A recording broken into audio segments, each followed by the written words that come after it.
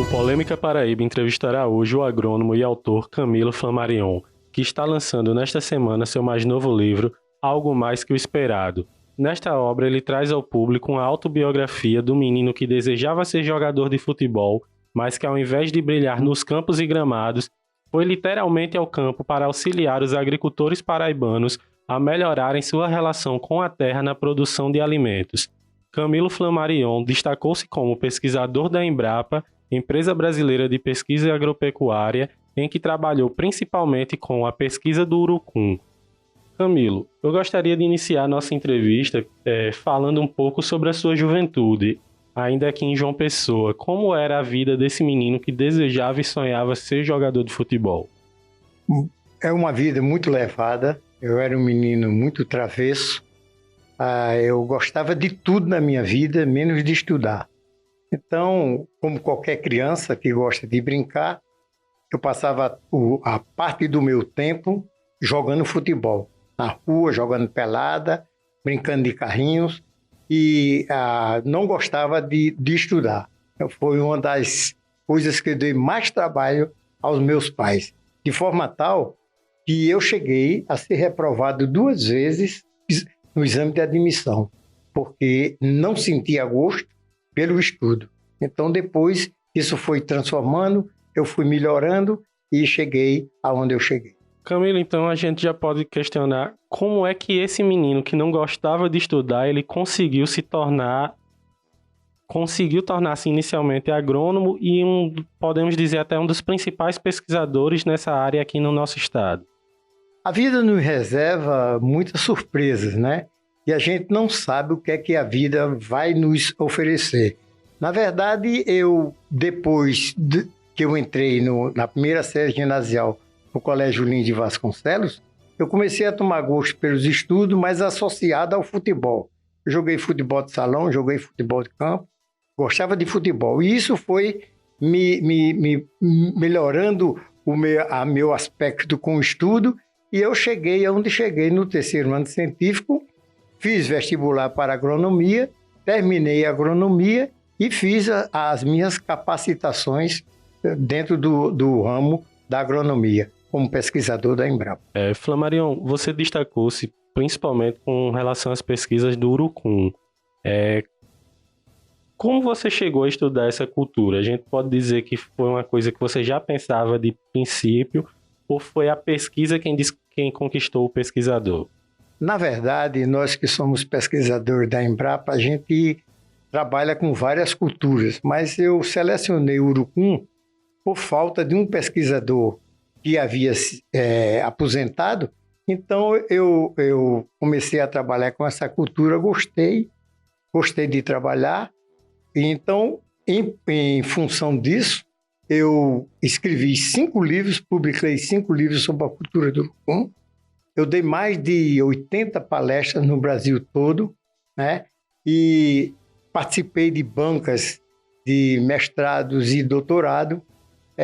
Fui e ainda continuo sendo assessor de várias empresas, principalmente na Urucum do Brasil e a Christian Hansen, que é uma empresa dinamarquesa, responsável pela extração da bixina do urucum, que é o produto natural, né? Então, em função disso aí, eu comecei a trabalhar e fiquei. Diz que em terra de cego quem tem olho é rei. Então, me destaquei, não porque eu sou bom, mas me destaquei porque por falta de outras pessoas que pudessem também se associar. Então, hoje eu sou talvez um dos únicos pesquisadores de urucum no Brasil, né? Flammarion, você já falou que é hábito dos pesquisadores da Embrapa pesquisarem mais de uma cultura. E você tem muitas obras publicadas, então quais outras culturas foram marcantes ao longo da sua carreira? Quais tiveram assim um momento que você gostaria de destacar?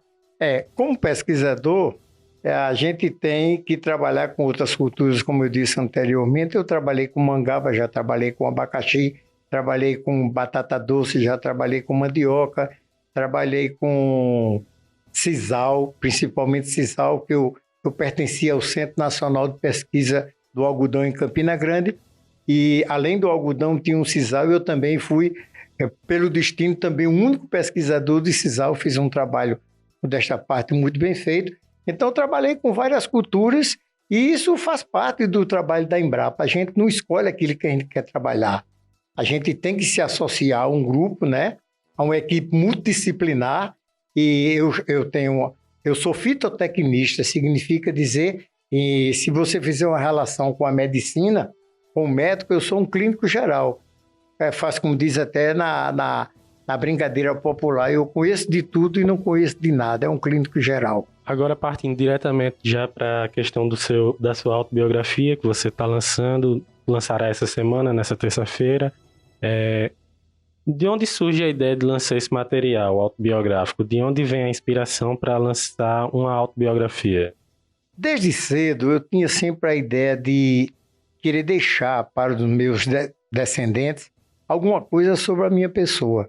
Então, como eu tenho uma história de vida longa, 70 anos, são 25.550 dias, não é fácil.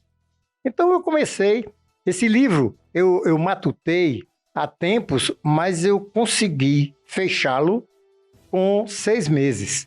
Então, foi essa necessidade de deixar alguma coisa para os meus descendentes que eu procurei escrever, e escrevi a minha história todinha, desde as minhas origens, o meu nascimento, a minha infância, a vida profissional, a vida de estudante, namoro, casamento e vida familiar, como também no livro a gente retrata um pouco sobre as perdas irreparáveis. E no final uma síntese de tudo que a gente produziu naquele livro. Então eu acho que é uma oportunidade muito importante. Eu até recomendo, se você ainda não escreveu algo sobre sua vida, você tente fazer, porque todos nós temos uma história para contar. Uns contam de uma maneira, outros contam de outra. Tem uns que não gostam de contar porque não sabem escrever, e tem outros que contam porque sabem escrever. Eu fico no meio deles. Flamarion, você tem uma vasta produção técnica, podemos dizer assim. Agora vem com essa autobiografia. Podemos esperar outras produções literárias suas no futuro? Bom, o destino a Deus pertence, né? O futuro. Então, eu tenho interesse de, provavelmente, escrever mais um livro. Mas, se você juntar toda a literatura que eu já fiz, eu já vou com 6 livros.